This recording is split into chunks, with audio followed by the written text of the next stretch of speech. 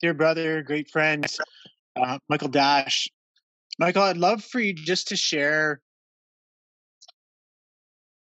who you were before this version of Michael, who you were before the Michael that you are now. Wow. Okay.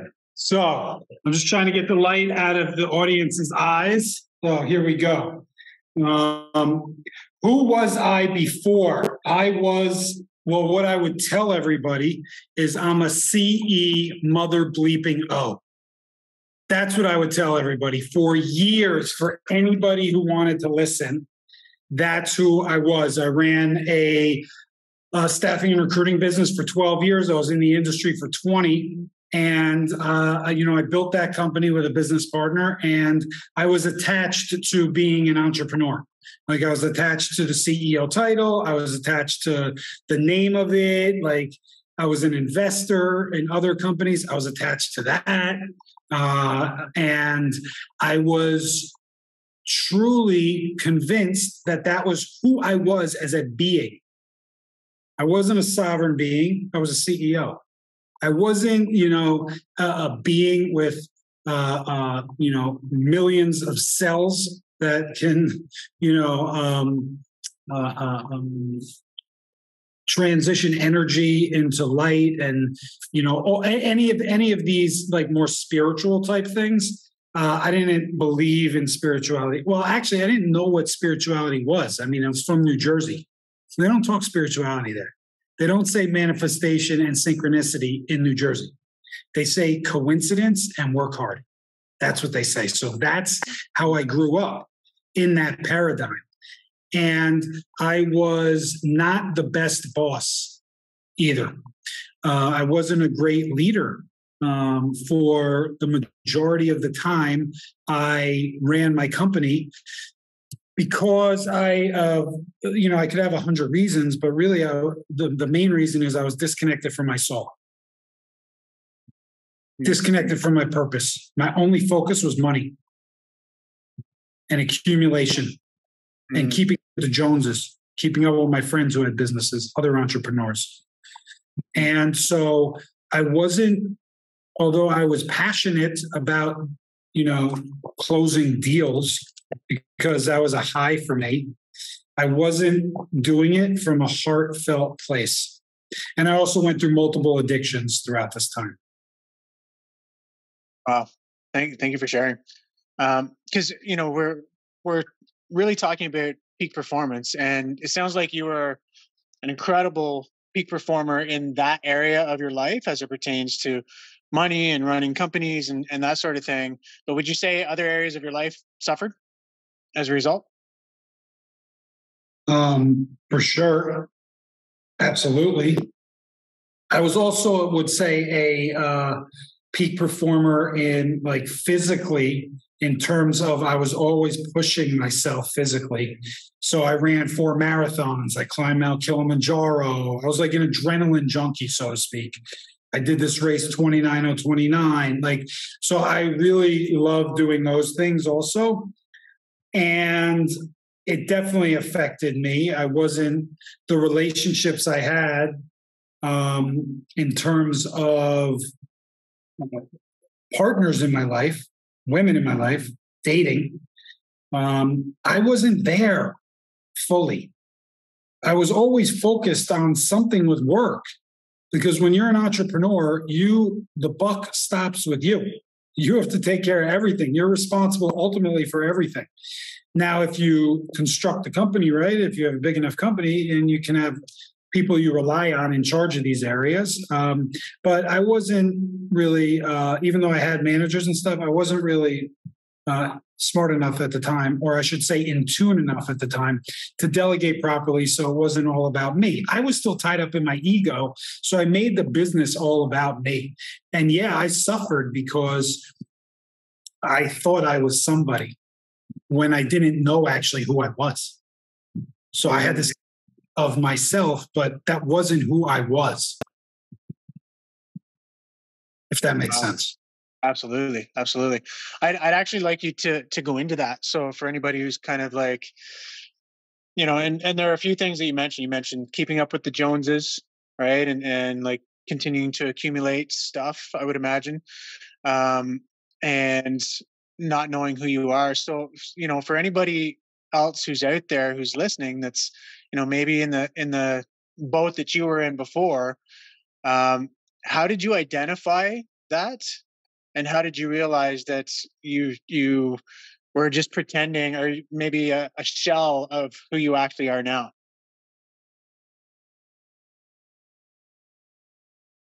I realized that probably when I stopped taking Adderall. I had a monumental shift when I ran out of Adderall one day. And every day I would walk into my office and I had in my front drawer, as people say, but I'm from Jersey, we say drawer. And you would open it and I would have my Adderall pills there. And I didn't plan appropriately. And I went in and I pulled it open and there was nothing there. And I started freaking out. And I called the doctor and he didn't call me back. So I went to his office and there's a line of people and I stood in line. By the time I got to the front, I was talking to the receptionist. She told me, doctor's off for 2 weeks. Can't refill your prescription. Excuse me. And I started freaking out because I was taking Adderall every day for 7 years. 7 years straight. And it affected my emotional state.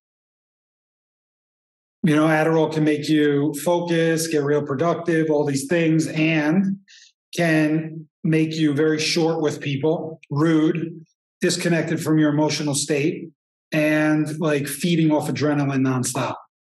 And when you're in that state, it's almost like a fight or flight type thing where if somebody doesn't agree with you, they're out.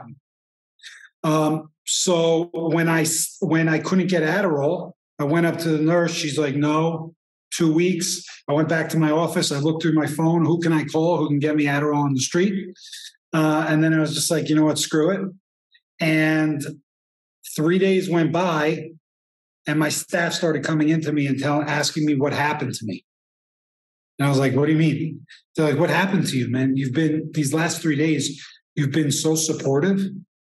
You've been like leading with empathy. You've been really helping us instead of like yelling at us and telling us what to do and grabbing the situation and solving it yourself.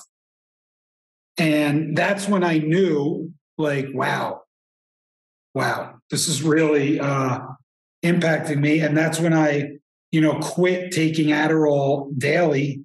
I really quit it altogether there. And through parts of my life, I've had an Adderall here, an Adderall there in full transparency. But that particular prescription drug, because I have ADHD or whatever that is, termed in the Western society, probably some made up thing so they can give you a pill, right?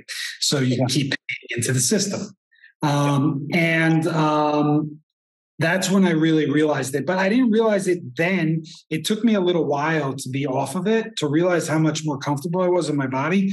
And then I was able to settle a 6-year lawsuit because I was in year 5 of the lawsuit when I stopped taking Adderall. And that Adderall, man, it fueled my emotional state in this lawsuit the whole time. And I spent $1 million that I had saved over all those years on this legal battle. Wow. Just being in my ego because I had to win. And I couldn't disconnect from that. When I stopped taking Adderall, I had a different perspective. I was able to kind of look at things from a macro perspective and realize, like, this is not what I want my life to be. Like, I don't care if I win or lose this lawsuit anymore. I just want it over. I want to start my life over. And that was the beginning of that path. Wow.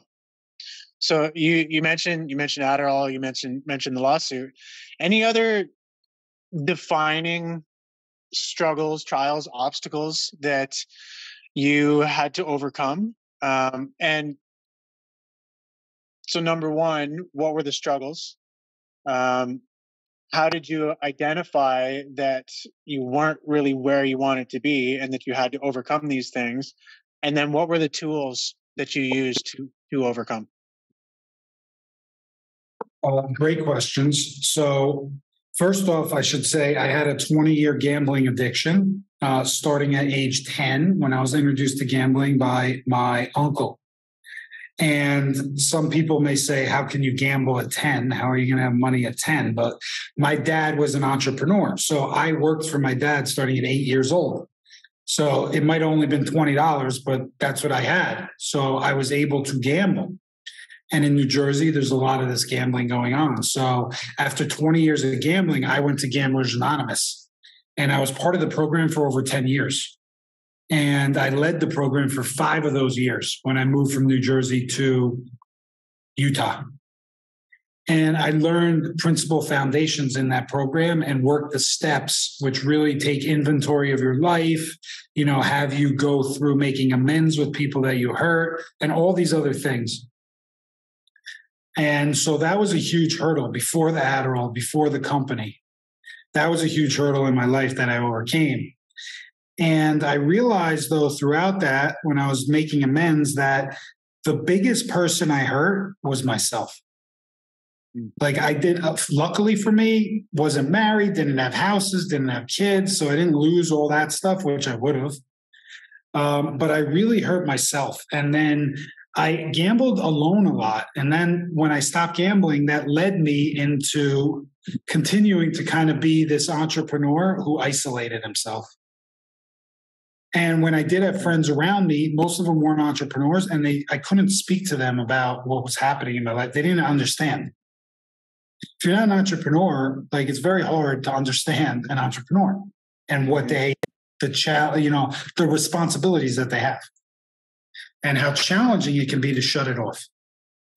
So I went through a lot of that. The lawsuit was a huge thing for me because I lost the majority of my net worth that I had worked 20 years for. So just going through that and recalling how I isolated myself so much and how I would wake up in the morning, have a, venti vanilla soy latte, pop an Adderall, then, midday, pop another one, then go work out after work, and then come home, pop an Ambien, smoke some weed, and repeat. I was on this cycle of repeating. So my personal development was stopped. There was no personal development. It was business development. I was doing a lot of business deals, but there was no personal development. There was zero spirituality in my life at that time. So I started realizing these things after, last year of the lawsuit. And then once I settled this lawsuit, I sold 4 houses that I had. I sold my cars, whatever I had, to pay the lawsuit. And I left and went to LA. And in LA, I was able to get a little woo-woo. So I was able to get a little bit more into some spirituality and things and start working through some of this stuff. So for someone who's, tuning in, who's in it, right? And maybe not able to identify that they need to make some changes or, that they're out of balance in their life, or if they're, super stressed or whatever it is, how would they identify? And again, let's bring it back to peak performance rather than woo-woo spirituality. What are some things people could do to take back, control of their life, to take back their health, to take back, their mindset and different things like that? Well, the first thing I would say is to look inside, pop open the hood and ask yourself, is there anything in your life that you're dependent on a daily basis? That if you don't have that, it's going to throw your whole day off. And look at that. Maybe it's something that's negatively affecting you that you can't see. Maybe it's not, right? For me, coffee's been a regular thing for me my whole life. I'm 5 days off coffee now on this cleanse. And I don't know, I've never been 5 days off coffee, but I don't know if I'm going to go back to it. Because I would recognize the crash I would have every afternoon. And that obviously affects your performance. Mm. And so I would really look at That first. And then second, like, what are you putting in your body on a daily basis? And are you consistent with it? And then obviously, I consider myself an alignment expert. So it's all about aligning our physical, mental, emotional, and spiritual practice to be the best entrepreneur, the best peak performer we can be. So are we filling up all those buckets? We all have these buckets in our life. And I imagine, and I have experienced that all these buckets need to be filled, not the whole way, but at least part of the way, on like a daily, weekly basis for us to live a fulfilled, sustainable peak life. So I have a free alignment assessment that I'm glad to provide your audience, where you can look at your daily actions. It's online. And see how aligned those daily actions are with what you're trying to accomplish, your vision and your mission in your life on a scale of 1 to 10. And it gives you an alignment score. And that's basically how you're living your life. And a lot of people are shocked and surprised when they do this, because most people don't sit down and look back at how they are functioning during the day. They only look forward about their to-do list and what they need to check off of it.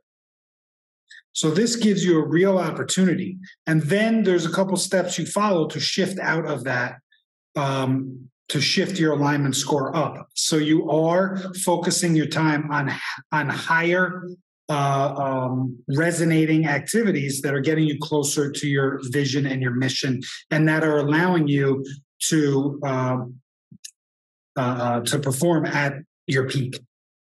Mm. So beautifully said. And I love the bucket analogy, because essentially that's what we're talking about, right? Is taking peak performance, and I feel like we're all peak performers in at least one aspect, one area of our lives. Maybe it's business, maybe it's health, maybe it's relationships, right? But we really can bring that peak performance into every area. And as you said, working on filling at least a little bit of each and every bucket will allow you to really do that. So I love that you shared that. Yeah, 100%. And then like now, as I continue to evolve, like maybe some biohacking stuff, like I'm really into I love the biohacking stuff. I got my Aura ring on, it tracks my sleep, which is super important, obviously, if you're talking about peak performance. I do ice baths a couple times a week. I just got this new device. It's called the Neurovisor, and it's for brain wellness. And it's amazing. You wear it like this, and then you have this light therapy, basically, like right there. You got to try this. It's next level. Yeah. So I do believe in a lot of the I'm not an expert, but I believe in a lot of the biohacking things as well to keep your body in peak performance. And it's super important to move every day. Mm-hmm. Mm-hmm. That's really where it starts, right? Is the self. Like you can't be a peak performer at work or in your relationships, or even, be fulfilled in your life if the mind, body, spirit is out of alignment. If you're not feeling optimal, if you're, cloudy, if you're stressed, if your energy's low, like, it's impossible to be a peak performer in these other areas, in my humble opinion, if you're not actually peak performing within yourself and aligning those mind, body, spirit aspects with things like the biohacking and the ice baths and the movement and nutrition and detoxification that you're doing right now. Like, these are all super, super important components. And it starts with the self to then be able to bring that into every other area of your life as a peak performer. Yeah, 100%. And I would slightly disagree with you. I would say you can be a peak performer in one area of your life without doing anything else, but the rest of your life is going to suffer. If you want to be a peak performer across all areas of your life, then you need to incorporate all these things or some of these things, because I've seen a lot of people who work themselves to death, basically, who are out of shape, don't take care of themselves, but they're great at their job. But other areas suffer in their lives. Yeah. And so if you want that sustained um, what's the word I'm looking for? The sustained balance throughout your life. Sometimes I forget the most basic English words. So the sustained balance throughout your life, the sustained fulfillment throughout your life, you need to be taking care of yourself physically. The physical and the mental are so tied together. Absolutely. You can easily convince yourself not to go to the gym. So don't even think about going to the gym. Just go. I love it. You put it on the calendar and you wake up, you look at the calendar, and you're like, oh, that's what I got to do. Go. The hardest part is getting there. Once you're there, then you just start moving. Yeah, 100%. Yeah. Okay, just to wrap, any other kind of words of wisdom, anything you want to share that would maybe go against conventional wisdom or myths that are out there in terms of how to achieve peak performance? Yeah, like if you want to be a peak performer, don't work 12 hours a day. Mm-hmm. You will not be a peak performer. If you think you're going to outwork your coworker, okay, and like that's your method to advancing your career or your business, I'm going to tell you that that's a myth. It's a myth. I did it. Yeah, you'll achieve success while you burn your body, mind, and soul to the ground. So studies show a variety of different things on like working that long and stuff, but block times out in your schedule and block times between your work periods to walk in nature, to change your environment, to do other things, to re-energize yourself and to give your mind a break. Our minds are going all day long. Our minds need a break. So, I would say working harder is not the way to live. It's obviously working smarter.